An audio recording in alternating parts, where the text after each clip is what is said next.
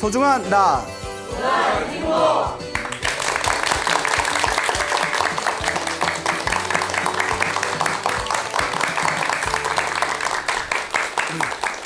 예, 만나서 반갑습니다. 예, 광우 스님이라고 합니다. 우리 불자의 가장 기본은 기도하는 삶입니다. 그래서 불교에는 수많은 기도법이 있죠. 뭐 절을 하는 절 기도법이 있고요. 염불을 하는 염불 기도법이 있고, 또 이제 주문을 외우는 주력 수행법이 있고, 뭐 경전을 독경하거나 부처님의 경전에 베껴 쓰는 뭐 경전 독경이나 사경 기도법이 있습니다. 그래서 우리 주변의 불자분들을 보면 기도를 굉장히 열심히 많이 하시는 분들이 어떤 부처님과 보살님들의 그런 가피를 입으신 분들이 굉장히 많습니다. 제가 아는 어느 노보살님이 계시는데요. 이 노보살님이 평생 절에 다니면서 이제 기도를 많이 하신 그런 보살님이 계시는데, 그분이 이제 큰 딸이 한 분 계시는데, 그 따님이 나이가 들으셔서 아이를 가지셨답니다. 예, 그래서 이제 늦게 늦둥이를 가졌는데, 원래 좀 노산이 위험하다는 얘기 있지 않습니까? 네. 노산이 위험하다라는 얘기가 있는데, 근데 요새 현대인들은 또 워낙 잘 먹고 또 이렇게 건강 관리를 잘해서 노산의 위험성이 옛날보다는 많이 줄어들었지만, 요 늦게 아이를 가진 요 따님이 조금 일을 좀 과로를 했더니 이게 몸에 노산의 위험이 좀 커졌나 봅니다. 이분이 이제 아이를 낳았는데 출혈을 너무 심하게 해버렸대요. 출혈을 심하게 해가지고 아이는 다행히 무사하게 출산을 했는데, 요 산모가 출혈이 너무 심해서 위험하다라고 그렇게 이제 진단을 받게 됩니다. 요 소식을 듣고 지방에 있는 노보살님이 불이 나게 이제 서울 병원에 올라오셨대요. 그러니까 이제 의사가 최선은 다하겠지만 산모가 굉장히 위급합니다. 마음의 준비를 하십시오. 저희도 장담할 수 없습니다. 이러더래요. 보통 의사들이 수술 들어가기 전에 그렇게 좀 긍정적인 말을 하지 부정적인 얘기를 잘 안 하거든요. 근데 그만큼 위급한 상황이니까 마음 준비를 해라. 그리고 이제 수술대 들어가서 이제 요 따님이 이제 수술을 받게 됐는데, 요 노보살님이 그 수술실 밖에서 아무것도 할 게 없잖아요. 오로지 기도를 했대요. 의자에 앉아서 그냥 간절하게 관세음보살님, 지장보살님, 제발 우리 딸 좀 살려주십시오. 관세음보살님, 지장보살님, 제발 우리 딸 좀 살려주십시오라고 간절하게 기도를 했답니다. 근데 사람이 간절하고 뭔가 힘든 일이 있고 위급할수록 그 정신 집중, 정신 통일이 더 잘 되거든요. 네, 그런 경험 있으시죠? 네. 없는 것 같은데. 표정. 하여튼 뭔가 간절하게 이렇게 기도를 하니까, 그렇게 기도하다가 이분이 그 시간 가는 줄 모르게 관세음보살, 지장보살, 우리 딸 좀 살려주십시오 하다가 깜빡 잠이 들었대요. 그래서 비몽사몽이었는데 수술대에 딸이 이렇게 누워있더랍니다. 근데 수술대에 누워있는 자기 딸 머리맡에 관세음보살님이 이렇게 서 계시더래요. 환한 빛을 일으키면서 관세음보살님이 딱 서 계시고, 그 딸 옆에 지장보살님이 무슨 약 같은 걸 딸 입에다 이렇게 집어넣어 주더랍니다. 그래서 잠에서 딱 깼대요. 그때 확신이 드시더랍니다. 아, 내 딸이 살겠구나. 그리고 수술을 어떻게 됐다? 아주 극적으로 수술을 잘 맞춰서 그렇게 건강한 몸으로 퇴원을 하게 되었다고 합니다. 예, 실제로 제가 아시는 노보살님이 겪으신 일화라고 합니다. 이런 이야기 들으면 정말 불보살님이 기도가 정말 이게 효험이 없다, 불보살님이 없다라는 말 못할 것 같아요. 그렇죠? 예, 정말 그런 어떤 경험을 하신 분들이 많죠. 이와 비슷한 또 이야기가 있습니다. 어느 가정주부로 활동하고 계시는 어느 보살님이 계시는데, 그분이 20년 전에 집에 큰 화재를 겪었답니다. 그래서 이제 잠을 자고 있는데 그 집에서 방에서 막 그 독한 연기 냄새가 막 이렇게 흘러내려오더래요. 깜짝 놀라가지고 숨이 컥컥 막히니까 문을 열어봤더니 막 집에 막 불이 활활 타오르고 있더래요. 얼마나 무서웠겠어요. 그래서 집안 식구들이 이렇게 탈출을 했는데, 그만 그 화재로 인해서 나이 드신 아버지가 일찍 돌아가셨대요. 그리고 어머니가 친정어머니가 살긴 사셨는데 중환자실에 입원할 정도로 중태에 빠지셨다고 합니다. 그러니까 어쨌거나 아버지는 세상을 떠나시고 화재로 인해서 어머니는 이제 중환자실에 누워 계시니까 도무지 자기가 또 할 게 없더랍니다. 이럴 때 우리는 무엇에 의지하게 될까요? 기도에 의지하게 되죠. 그래서 항상 어머니 중환자실에서 누워있는 어머니 앞에서 간절하게 이렇게 기도를 하면서 천수경을 읽고 관세음보살을 부르면서 관세음보살님, 부처님 제발 우리 어머님 편안하게 해주십시오 하고 간절하게 기도를 했답니다. 기도하고 또 기도를 하는데 또 깜빡 잠이 들었대요. 예, 꼭 잠이 들어야만 나타나. 예, 그것도. 그래서 이제 깜빡 잠이 들었는데 꿈에서 관세음보살님이 나타나시더래요. 관세음보살님이 딱 나타나시더니 이렇게 물이 들어있는 병을 자기한테 이렇게 주더랍니다. 물이 들어있는 병을 딱 주길래 병을 딱 받아가지고 꿈에서 그 병에 든 그 물을 누구에게 드렸다? 엄마한테. 누워있는 엄마 입에다가 이렇게 흘려드렸대요, 자기가. 그리고 잠에서 딱 깼는데 너무나 마음이 편안하더랍니다. 근데 희한한 게 그 꿈을 꾸고 나서 어머니 상태가 어떻게 됐다? 예, 급속도로 호전이 됐답니다. 그 어머니가 나중에 중환자실에서 일반 회복실로 옮기시게 되었다. 또 그래서 이런 걸 경험하니까 사람이 그런 게 있습니다. 그 절에 다니시는 분들도 지식으로만 불교를 배우고 겉멋으로 불교를 배우신 분들, 겉멋으로만 절에 오신 분들은 절에 몇 번 다니다가 안 나오는 경우가 많아요. 이제 다른 데에 마음이 빼앗기는 거죠. 그런데 기도를 평소에 열심히 하시고 뭔가 기도를 하거나 수행을 해가지고 몸에 체험을 하신 분들은 그 체험의 어떤 확신 때문에 꾸준하게 이제 불법을 의지하고 또 부처님의 가르침을 공부하는 그런 분들이 굉장히 많습니다. 그러니까 자기가 이런 체험들을 한번 해봐야 돼요. 기도를 해서. 그러니까 이제 자기가 그런 딱 체험을 하니까 불보살에 대한, 불법에 대한 확신이 딱 쓰더랍니다. 그래서 일단 어머님이 이제 회복실에 계시고 어머님이 병이 쾌차해지면서 이제 아버지가 돌아가셨잖아요.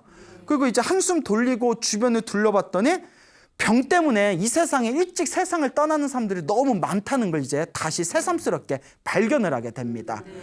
이제 주변에 한숨 돌리고 주변을 둘러봤더니 이제 아버지도 세상을 떠나신 지 얼마 안 됐고 주변에 병고로 인해서 돌아가신 분들이 너무 많다 보니까 삶과 죽음에 대한 어떤 근원적인 의문이 들더랍니다. 예, 그 나이 들어서 사춘기인가요? 왜 사는가? 왜 죽는가? 죽음이란 무엇인가? 이런 게 뭐 고민이 되더랍니다. 절에서 이제 기도를 열심히 했는데 그 백중날에, 백중이라고 다 아시죠? 우리 잘 모르는 것 같은데 백중에 우리가 1년에 그 하한거 여름에 스님들이 3개월 동안 절에서 수행을 하고 나서 3개월 수행이 끝나고 음력 7월 15일 날 그 돌아가신 영가분들을 위해서 3개월 동안 수행하신 스님들이 그 영가천도에 그 제를 올리고 법문을 하는 날을 백중날이라고 합니다. 그러니까 영가를 천도하는 아주 불교에서 큰 행사죠. 그 백중날에 이제 스님 백중날에 어디 큰 사찰에 가서 기도를 참여했는데 스님이 이렇게 목탁을 치면서 연불하는 거에 맞춰서 뒤에서 같이 연불하고 절을 했답니다. 다 연불하면서 절을 하고 기도를 하고 또 연불을 하다가 항상 마음에 삶이란 무엇인가 죽음이란 무엇인가 그게 항상 마음속에 화두가 있었대요. 마음속에 그 화두를 간직한 채 그 백중날에 열심히 기도를 하는데 기도를 하다가 갑자기 눈앞에서 환상을 봤답니다. 그 가끔 불자분들 중에 기도하다가 눈앞에서 이렇게 영상을 보는 분들이 있어요. 그 눈앞에 환상이 펼쳐지는데 어떤 환상을 봤냐면 자기가 손오공 같이 구름을 타고 하늘을 막 날아다니고 있었대요. 환상에서 휙휙 하고 날아가고 있었는데 근데 그게 다른 세계였대요. 그리고 구름에서 밑을 보냈더니 새까만 줄들이 보이더래요. 끝이 안 보일 정도로 새까만 줄이 보여가지고 구름을 타고 이렇게 가까이 가봤더니 사람들이 줄지어 있더래요. 그래서 뭔가 하고 봤더니 죽은 사람들이 다 줄지어가지고 길을 가고 있는 게 위에서 보니까 새까만 줄같이 보이던 거예요. 이 사람이 뭘 봤냐면 저승길을 본 거예요. 예, 정말 진짜 저승길인지 모르겠지만 하여튼 그런 환상을 봤대요. 저승길에서 그 사람들을 봤는데 자기가 지은 죄 없다라 그 갈림길이 있어가지고 5줄로 나뉘더랍니다. 예? 무슨 업을 지은 사람은 이쪽 줄, 무슨 업을 지은 사람은 이쪽 줄, 5줄로 나누는데 줄에 선 사람들 봤더니 나이 든 사람, 젊은 사람, 갓난아기, 그리고 저기 남자, 여자, 이게 할 거 없이 다 뒤섞여 있더래요. 그걸 딱 눈으로 본 순간 환상에서 싹 깨지면서 이런 생각이 들어갑니다. 올 때는 순서가 있는데 저렇게 가는 걸 보니 순서가 있다 없다? 순서가 없구나. 이거 무서운 말입니다. 여러분들, 올 때는 순서가 있는데 갈 때는 없어. 예? 여러분들 어떻게 우리 언제 갈지 몰라요. 예? 그걸 보는 순간 이게 인생이고 이게 삶이고 이게 죽음인가 보구나. 그러면서 모든 게 다 이 번뇌 때문에 생기는 거구나. 내가 언제 죽을지도 모르는데 왜 이렇게 삶의 욕망에 연연하는가. 그러면서 그 마음의 화두가 싹 풀려나갑니다. 뭔가 가피를 받은 거죠. 그때부터는 마음에 다 이렇게 자기의 중심을 잡고 열심히 기도를 하셨는데, 그렇게 부처님의 가르침을 의지하면서 기도를 하면서 이분이 굉장히 큰 마음의 위안과 의지와 또 행복을 느끼게 되신 그런 불자님의 이야기가 있습니다. 그러니까 우리가 살아가면서 사실 화재를 겪거나 어떤 사고를 겪으면 얼마나 가슴 아픈 일입니까? 근데 그 속에서도 좌절하지 않고, 만약에 그 보살님이 아이고 우리가 그래도 옛날부터 불자 집안이었는데 부처님이 이런 것도 안 도와주나 해가지고 기도 자체를 안 했더라면, 이분이 그 어머니가 중환자실에 있을 때 관세음 보살님이 꿈에서 그 물이 든 병을 준 그런 가피의 꿈을 꿀 수도 없었을 것이고, 또 백중 기도날에 염불하고 기도하면서 그 죽은 그 저승길의 사람들을 보면서 내가 마음을 다시 중심을 잡고 이제 정말 제대로 수행해야 되겠다라는 마음을 일으키기 어렵지 않았겠습니까? 그렇기 때문에 우리가 살아가면서 일어나는 어떤 곤란한 일, 어떤 좋지 못한 일, 어떤 나쁜 일을 겪었을 때 나보고 수행하고 공부하라고 신호가 오는 것이다 라고 마음으로 되새길 줄을 알아야 됩니다. 기도의 힘은 굉장히 강력합니다. 우리가 살아가면서 힘들고 어렵고 괴로운 일을 당했을 때 열심히 기도하신 분들이 분명히 그에 따른 어떤 불보살님의 미묘한 가피를 실제로 받은 분들이 많습니다. 그러니까 여러분들 살아가면서 힘들고 괴로운 일들이 없으셔야 되겠지만 없으니까 더 열심히 기도해야 되는 겁니다. 알겠죠? 예, 내가 지은 업장을 조금이라도 소멸해야 앞으로 오는 불행이 있으면 그걸 조금이라도 소멸시킬 수가 있고, 혹은 기도를 통해서 행복한 삶을 살 수 있는 나의 선업을 짓게 된다라는 것을 명심하셔야 됩니다. 그러니까 열심히 기도하시기 바랍니다. 오래전에 지금으로부터 50년 전쯤에 세상을 떠나신 통도사의 구화 큰 스님이라는 분이 계셨습니다. 구화 스님. 이분께서 50년 전, 50년 전에 이제 세상을 떠나셨는데 90을 넘게 사셨어요. 90을 넘게 사셨는데 돌아가시는 그날까지도 굉장히 기억력이 좋으시고 몸이 아주 건강하셨다고 합니다. 근데 이 구화 스님께서 이제 일제 강점기 시대에 통도사 주지를 이제 사셨는데, 이 구화 스님이 역사적인 기록에 의하면 엄청난 친일 행각을 벌이셨대요. 그래서 우리나라의 조선 총독부에 데라우찌 총독인가 엄청난 절친이었답니다. 거의 의형제에 가까운 절친이었고, 그렇게 기생집에 가는 걸 좋아하셨대요. 그렇게 웬 스님이 기생을 좋아해? 예? 그 기생집에 가는 걸 그렇게 좋아하셨고, 예? 기생충 잡으러 가셨나? 예? 그러니까 너 무리수였나요? 네. 그래요. 그리고 그 통도사가 옛날에도 그렇고 지금도 그렇지만 어마어마한 그렇게 이제 논밭을 소유하고 있는 우리나라에서 첫째, 둘째 손가락이라면 설할 정도로 큰 절이거든요. 그 통도사에서 어마어마한 돈의 공금을 횡령해가지고 그게 또 막 발각되고, 그게 이제 아주 파란만장하셨던 스님입니다. 그리고 또 이분께서 얼마 전에 우리가 그 친일 임명사전이 나왔을 때 1차 명단에 친일파 임명사전에 친일파로 이렇게 등록이 되셨던 분이 바로 요 구화 스님이시죠.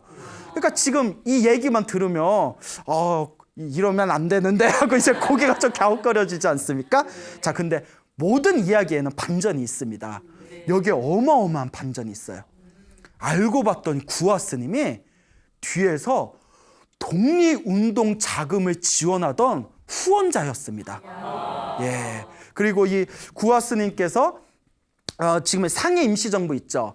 상해 임시정부가 초기에 설립됐을 때 그 초기 자금의 가장 중요한 역할을 담당하셨던 그런 후원자셨고, 그 뒤에도 속설에 의하면 통도사가 엄청나게 이제 부찰인데 통도사의 20년의 예산을 독립운동 후원금으로 줬다라는 얘기가 있을 정도로, 예, 그런 엄청난 그런 독립운동 그런 후원자셨죠. 그러니까 이것이 싹 밝혀지고 나서 이게 역사적인 사실로 진실이라고 밝혀지고 나서 아까 1차 명단에는 구화 스님이 친일파로 올라가 있었다고 했잖아요. 근데 독립운동 후원을 하시던 훌륭한 분이었다는 게 밝혀지고 나서 친일 인명사전에서 이렇게 싹 빠져나오시게 됐죠.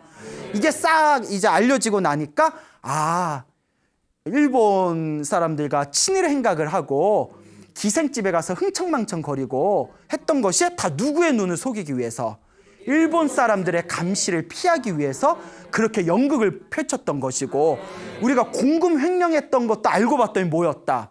그렇죠. 독립운동, 몰래 독립운동 사람들 대놓고 나 요거 독립운동 줄게 이럴 수 없잖아요. 그 몰래 주다가 이 돈 어디로 빠져나갔어 하면 말을 못하니까 독립운동 줬어요 뭐 말 못하잖아요. 그러니까 그게 이제 공금 횡령으로 오해를 받았던 거죠. 정말 알고 봤더니 우리나라에 정말 이 광복을 되찾는 데 있어서 정말 큰 공덕을 쌓으신 훌륭한 스님이셨다라는 것이 오늘날 이제 밝혀지게 되었습니다. 그러니까 사람 겉모습만 보고 함부로 욕하면 돼요, 안 돼요? 안 되죠. 그게 굉장히 중요한 것 같습니다. 자, 그래서 근데 이 구화 스님께서 굉장히 지혜가 번뜩이셨대요. 그래서 우리 한국 불교를 그때 일제 강점기 때부터 한국 불교를 널리 이제 포교를 하는데도 또 큰 공헌을 하셨던 분이시기도 하고, 또 기도를 많이 하셔가지고 엄청나게 큰 가피를 받으셨다고 합니다. 그 중에 하나가 이 구화 스님께서 천하의 명필이셨대요. 그래서 예전에 구화 스님께서 그 쓰신 서예 붓글씨를 서로 받아가려고 난리가 났었다고 하고, 뭐 일본의 천황조차도 구화 스님의 글씨를 보고 감탄을 했다. 일본에도 얼마나 서예 잘하는 사람들이 있었겠어요. 근데 구화 스님 글씨를 보고 엄청나게 감탄을 했다라는 일화가 전해지고 있습니다. 근데 구화 스님께서 붓글씨를 이렇게 잘 쓰게 된 이야기가 또 재미난 이야기가 있습니다. 요 구화 스님께서 이렇게 기도를 천일기도를 들어가셨는데, 천일기도면 이제 3년이거든요. 천일기도를 할 때 부처님 앞에서 몇 가지의 이렇게 발언을 하셨대요. 몇 가지의 발언을 하셨는데 그 중에 하나가 제가 천하의 명필이 되게 해주십시오라는 기도를, 또 마음의 기도를 올렸다고 합니다.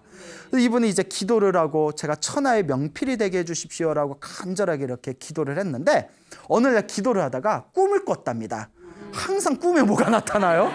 꿈에 나타나는데 어느 노스님이 나타나시더니 다 구화 스님을 보더니 얘따 받아라 하면서 이렇게 뭘 휙 던지더래요. 그래서 뭔가 하고 딱 받았더니 뭐였을까요? 부케? 우리 부케 아니죠? 예? 붓을 받았답니다. 붓을. 얘따 받아라 해서 붓을 딱 받는 꿈을 꾸고 잠에서 딱 깼는데, 그대로 연습도 많이 하셨지만 그대로 딱 붓만 잡았다 하면 마치 그냥 뭐 붓에 신이 들린 것 마냥 그냥 신필이라고 해가지고 그냥 붓글씨가 촥촥촥 나오셔서 지금도 많은 서예가들 사이에서 구화 스님 글씨가 아주 그냥 뛰어나고 유려하고 기교가 화려하다라는 평가를 받는다고 합니다. 그래서 구화 스님께서 이제 90이 넘게 사셨는데, 여기 이제 BTN 이제 무상사 회장 성우 회장 스님께서 그 당시 젊었을 적에 구화 스님이 입적하셨을 때 당신이 직접 그거 이렇게 가셔서 그 시신을 보셨답니다. 임종하신 몸을 이렇게 보셨는데 너무나 사람 시체라는 게 느껴지지가 않을 정도로 애기같이 살짝 미소를 살짝 지으면서 옅은 미소를 짓고 아주 편안하고 앳된 애기가 자는 것처럼 편안하게 누워 계시더랍니다. 그 당신을 이렇게 보시고, 그래서 수행을 많이 하신 스님들은 이렇게 가실 때 이렇게 맑고 편안하게 가시는구나, 이런 걸 이제 우리가 느껴볼 수가 있겠죠. 그러니까 여러분, 우리가 웰다잉 하지 않습니까? 그래서 우리가 죽을 때 잘 죽어야 된다 하는데, 잘 죽는 가장 좋은 방법은 기도를 많이 하는 겁니다. 죽는 그 순간에도 내가 염불을 하겠다는 마음으로.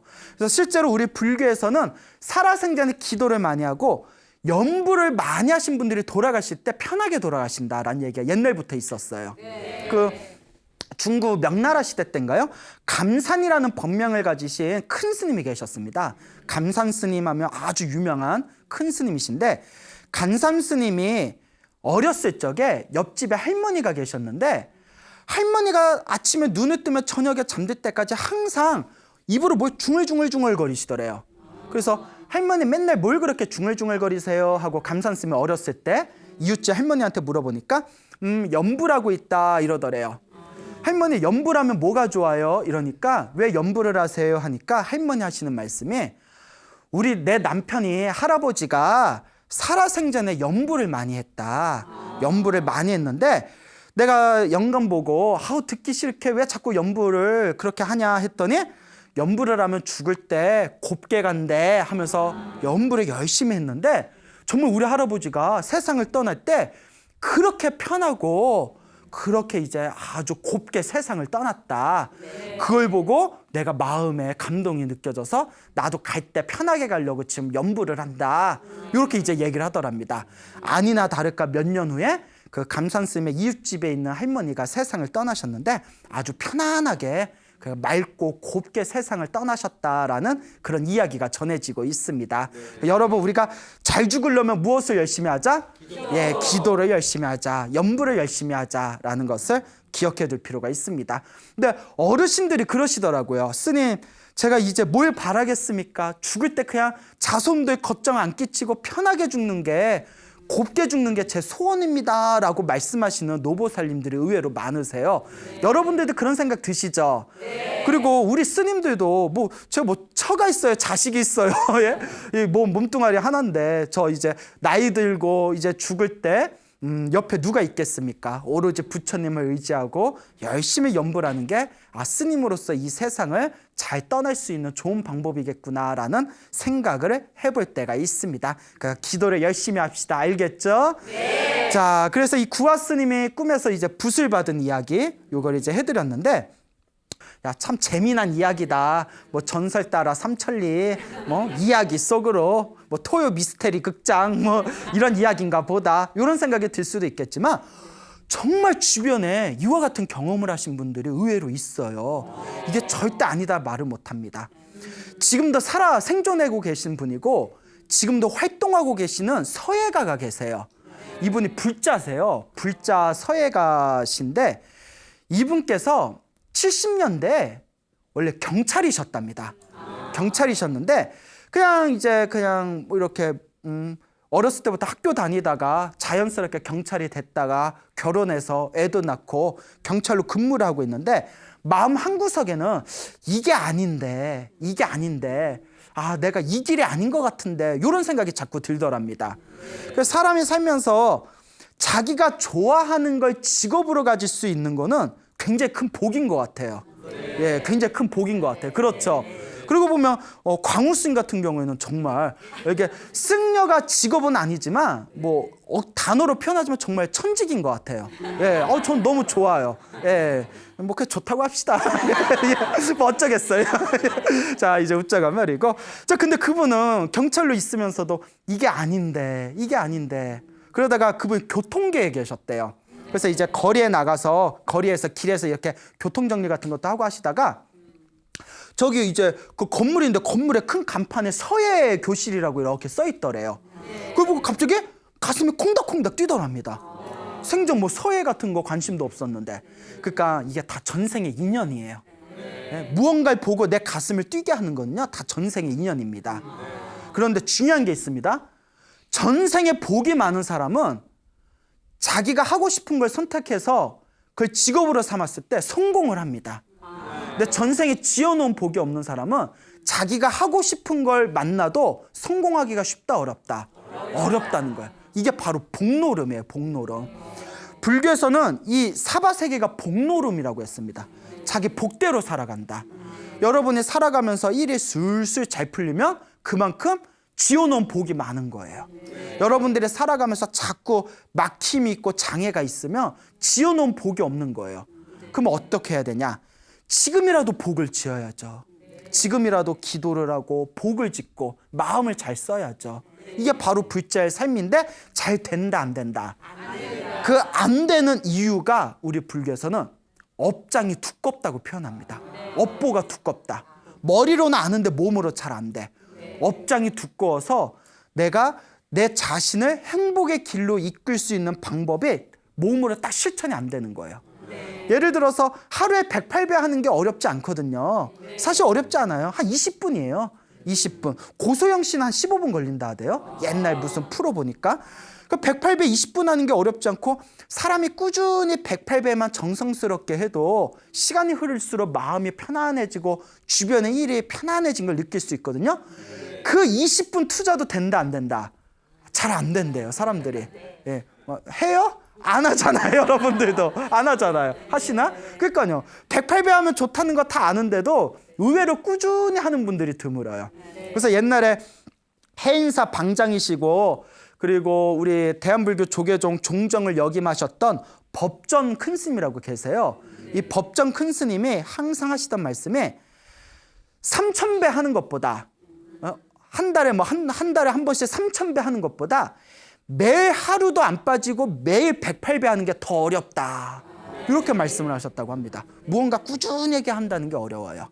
그리고 우리가 기도하면 좋다는 거 다 알잖아요. 근데 기도가 매일 잘 돼야 안 돼요. 그렇죠? 뭐 한다고 빠지고 뭐 한다고 오늘 넘어가고 그러다 보면 오늘만 하루만 빠져야지 하면 며칠 빠져요? 이틀 빠지고 일주일 빠지고 한 달 빠지고 한 달 기도 안 하면 난 이번 생에 가망 없나 봐. 이런 식의 이제 마음이 생기게 되겠죠. 자, 그래서 내가 복을 짓는다는 게 이와 같이 중요하구나라는 것을 기억을 꼭 잘해두시기 바랍니다. 어쨌거나 그 서예교실 간판을 보고 가슴에 콩닥콩닥 뛰는 게 느껴졌대요. 그러니까 전생에 인연이 있는 거겠죠. 그날로 서예교실 거기 이제 등록을 하고 서예를 계속 이제 배웠는데 붓을 잡고 글씨 쓰니까 그렇게 너무 좋더래요. 너무 행복하더래요. 그러니까 모든 정신이 다 어디에 빠져들어요? 서예, 붓글씨에 빠져드니까 나중에 부인 몰래 사직서를 내고 부인하고 상담도 안 하고 여러분들 남편 직장이 서예한다고 멀쩡한 직장 그만두면 속 터져요 안 터져요? 터지죠. 그런데 이제 그 남편이 사직서를 내고 이제 감정이입되신 분들이 계시는 것 같아요. 붓글씨 서예학원을 막 다니시는데 서예학원을 막 다니다가 부인한테 말을 못하는 거예요. 그러니까 자기도 양심이 있는지 부인한테 미안해가지고 그래서 6개월 동안 말을 안 하고 6개월 동안 매일 경찰복을 입고 서예학원에 출퇴근을 했답니다. 예? 그것도 참 곤욕이에요. 근데 그 얘기 듣고 저는 생각나는 게 그 6개월 동안 매달 월급은 어떻게 넣어줬을까? 근데 그 이야기는 제가 못 들었고 여튼 이제 6개월 동안 서예학원을 계속 다녔는데 이제 자기는 신나라 하고 어떻게 발각됐냐면 6개월 후에 경찰서에서 통지서가 왔대요. 퇴직금 받아가라고. 네, 그래서 그걸 부인이 본 거예요. 근데 요새는 월급인이 퇴직금에 다 월급인이 다 통장으로 넣어준다면서 이체가 되는데 그 통장 번호를 부인들이 다 관리한다면서요. 그런 얘기들이 있더라고요. 모르겠어요. 제가 마누라가 없어서 예. 요새 부인이 다 경제 통장 관리한다 이런 얘기 있던데 하여튼 이제 통지서 보니까 부인이 이제 울고불고 난리가 났을 거 아니에요. 그래서 남편이 이제 거사님이 싹싹 빌었대요. 간절하게 설득을 했대요. 근데 부인이 보살이야. 부인이 어떡하겠어요, 알겠어요 하고 이렇게 응원을 해줬답니다. 야, 참 근데 말은 착한 부인이지만 그 부인도 속이 얼마나 썩어 나가겠어요. 자, 어쨌거나 이제 그렇게 부인의 동의를 얻고 열심히 이제 서예를 했는데 열심히 해서 나중에는 서예 학원까지 차렸대요. 그런데 저도 잠깐 학원에서 서예를 배운 적이 있었는데 저 서예 가르쳐 주신 선생님이 한 경력이 30-40년 되신 분이었어요.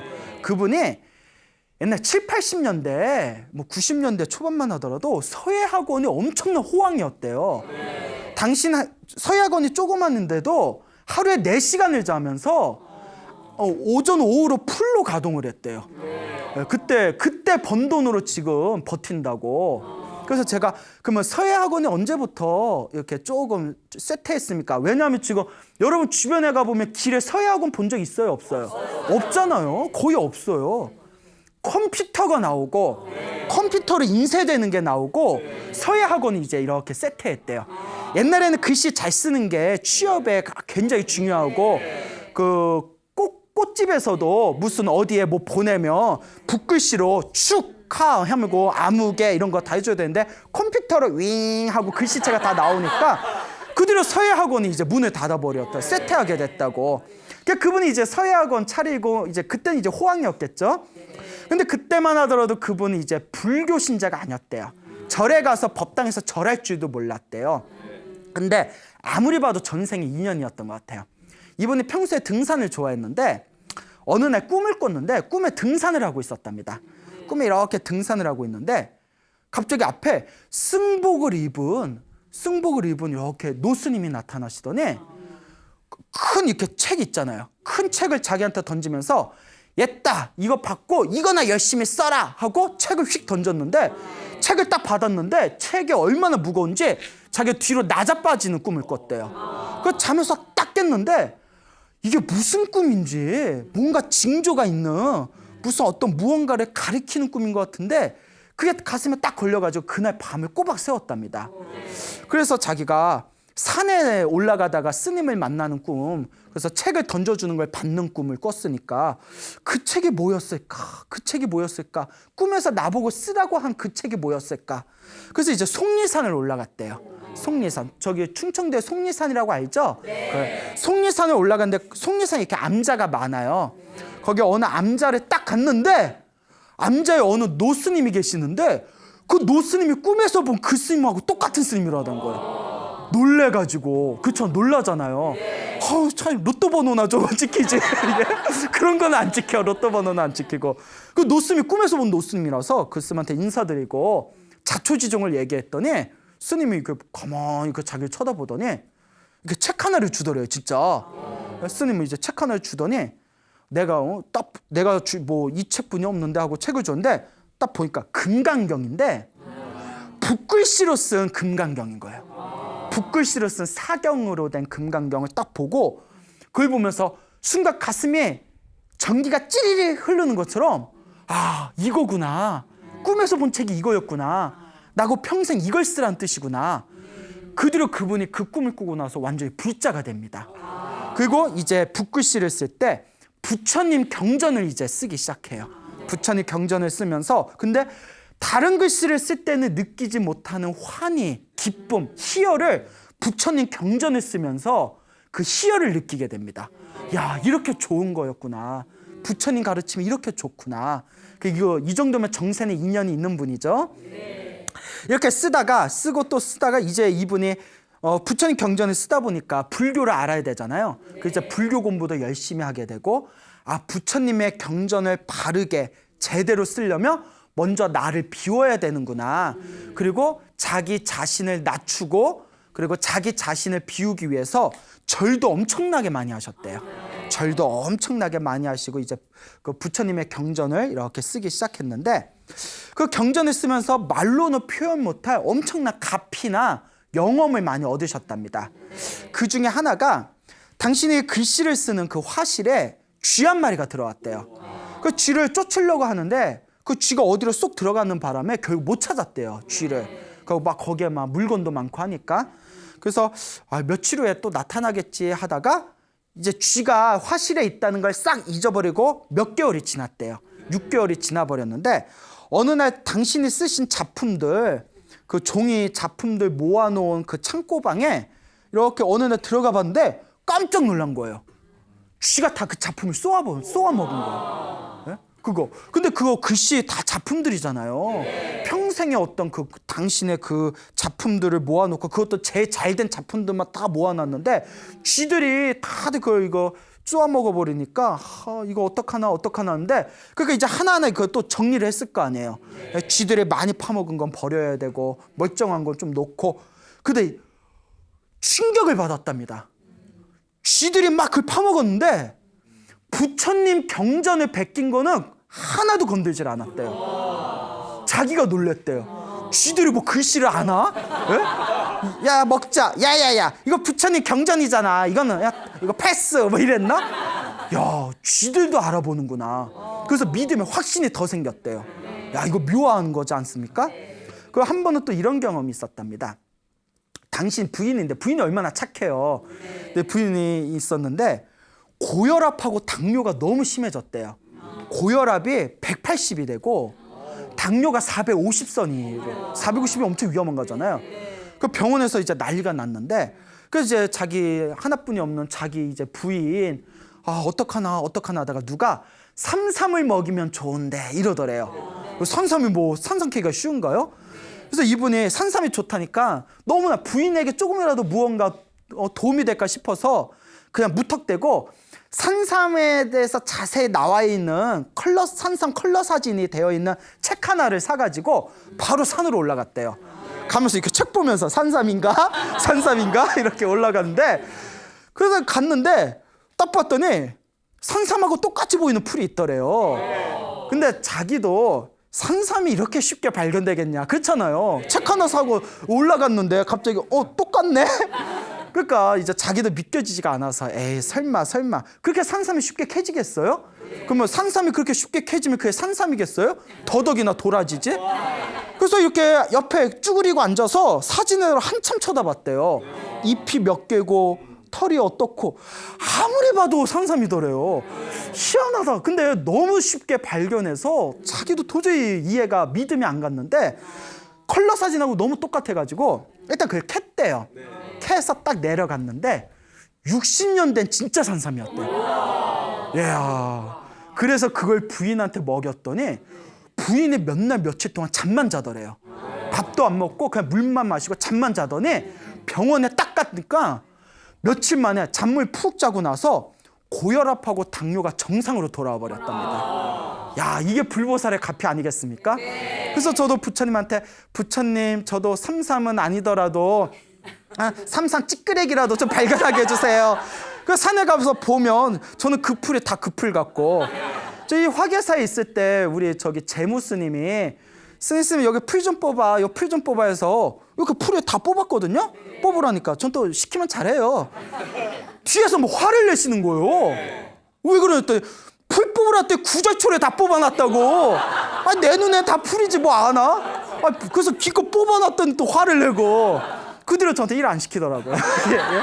그러니까 이것도 걸리는 사람한테 걸려요. 예? 우리 같은 사람은 풀 뽑으라 했더니 구절초나 뽑고 있고, 그런 분들은 올라갔는데 산삼 캐려고 올라갔더니 눈앞에 뭐가 있어요? 산삼이 있고.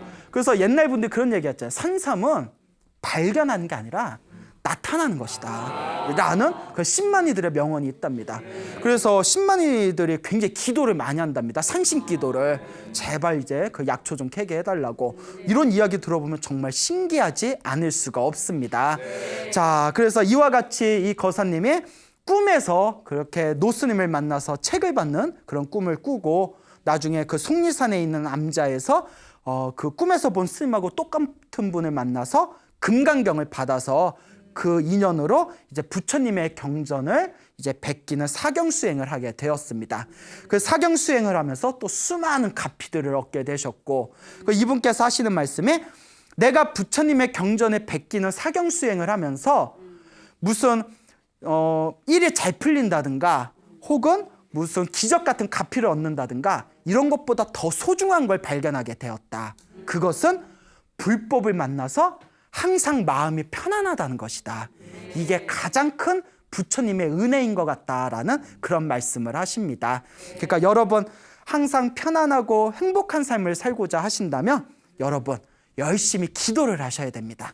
열심히 복을 짓고 마음을 잘 쓰신다면 반드시 불보살님의 은혜가 여러분들과 함께 하실 겁니다. 그러니까 기도를 열심히 하시기 바랍니다. 알겠죠? 네. 혹시 알아요? 꿈에서 부처님이 나타나서 또 뭐 던져주실지? 자, 여러분 행복해지고 싶습니까? 네. 행복한 삶을 창조하고 싶습니까? 네. 복을 지으십시오. 선업을 지으십시오. 공덕을 쌓으십시오. 복과 선업과 공덕의 힘이 여러분들을 진정한 행복의 길로 이끌어 줄 것입니다. 오늘 여기서 마치겠습니다. 소중한 나! 무한 행복!